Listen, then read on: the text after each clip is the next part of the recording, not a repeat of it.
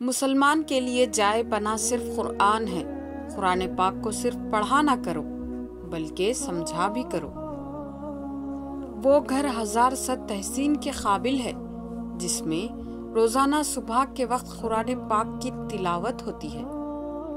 दूसरों के सहारे जिंदगी बसर करना कुरान की रौ से काफिरी है। इल्म की जुस्तजू जिस रंग में भी की जाए इबादत ही की शक्ल है। आजकल तालीम ज्यादा है और इल्म कम, जबकि पहले जमाने में इल्म ज्यादा था और तालीम कम। मोहब्बत करने वाला बंदा खुदा की राह पर चलता है। मोमिन और काफिर दोनों से मोहब्बत करता है। मैं तुम्हें मोमिन की निशानी बताता हूँ। जब मौत आती है तो होठों पर मुस्कुराहट होती है। जज़ाकल्लाह।